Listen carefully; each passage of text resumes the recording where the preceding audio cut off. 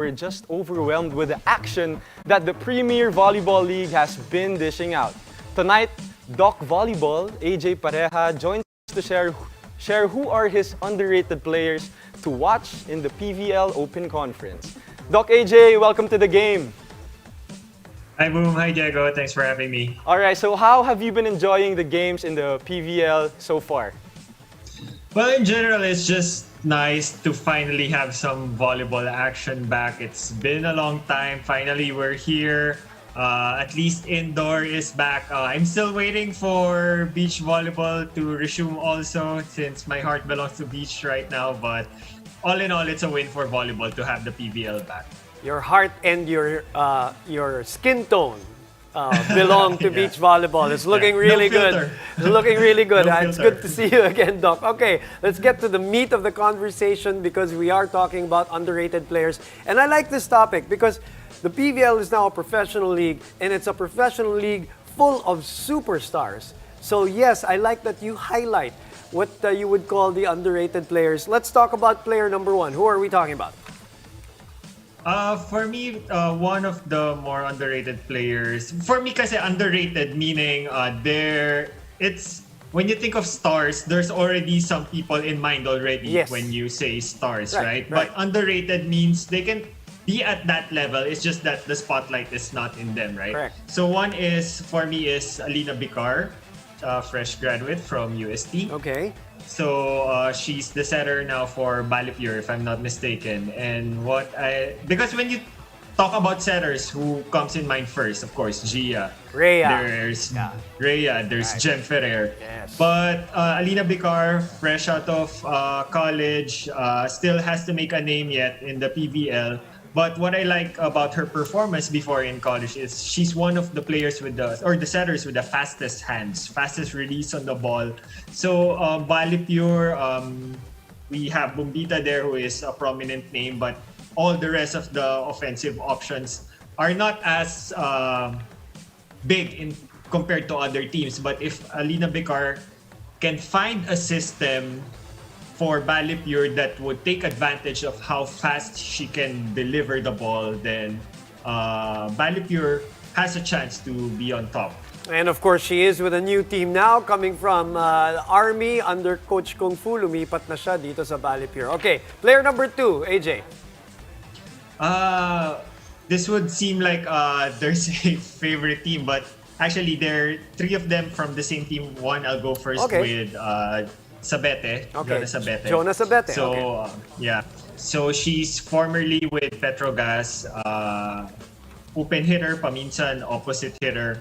But when you think about wing spikers, she's not the first person you will have in mind. Of course, there's Alyssa Valdez and Gemma Galanza and the rest of those open hitters. And opposite, you have Dindin, you have Pat.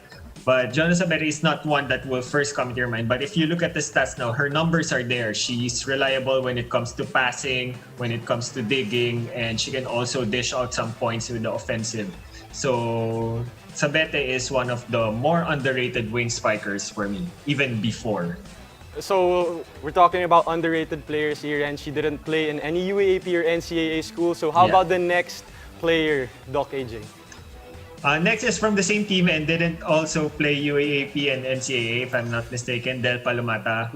I was already asked before of the middles to watch out for the PVL, and Del is one of my options because she has the height and she has the physicality. It's just that when you think about middle hitters or middle blockers, she's not the first one who will come into your mind. Of course, there's Jaja, there's Maddie, there's Bea De Leon. Right. Yeah, so, but she has the height, she has the size, and if only she can really work on the footworks to be quicker in the middle, then, because when she gets the timing right, she can hammer the ball straight down and she can roof the block against other hitters. So, it's just all about the footworks for Del. If she can manage to get her footworks better, then she'll be a significant threat in the middle. Yeah, played very well in her second game, and I'm sure, Coach Doc, your heart always goes out to the middle attackers and the middle blockers. Yes, I know very well. Okay, let's go. Next player, Doc. Another one for me is Mika Ortiz. So another middle. Right, So Chappie. yeah. She was already prominent before during her heydays from UST and the initial years of her pro career, but somehow medyo nag-fade into the background against other middle blockers then. But what I like about Ortiz is she has the size, and I've yet to see someone who can really power a running hit compared to Ortiz. She's a middle. She has the size. She has the power when it comes to the running attacks. Right. So if I don't know if she suffered any injury previously, that limited her. But I'm excited to see her again do those running attacks, and because her power is really something to marvel at when she gets the timing right. And it's just unfortunate that she is now playing alongside, Mylene Yeah. Pat, diba? Yeah. Jaja Santiago, and Dindin Yeah. Santiago Manabat. But Yeah. I get you. I get what you're saying Yeah. about Micah Ortiz from Cherry Tigo. Doc AJ, Yeah. maraming salamat. Thank you, Doc AJ. Thank you, thank you. All right. Thank you for joining us. I'm Diego Dario. All right. And yes, we appreciate you watching us. And don't forget to catch us weeknights here on One News, One Sports, and on One Sports Plus. Thank you, Doc AJ. Thank you, Nico. My name is Boom Gonzalez for Paulo Del Rosario. This has been The Game.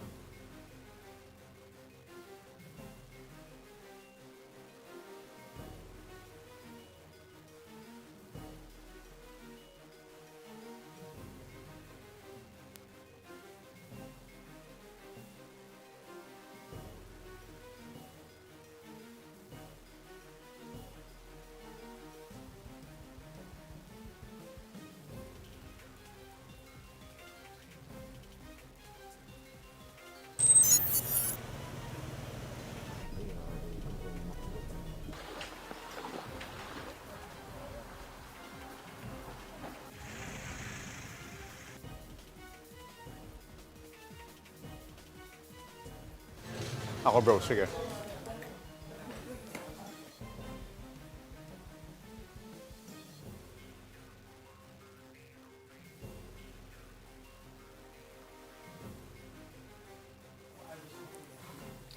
Binaha ang ilang lugar sa Metro Manila at mga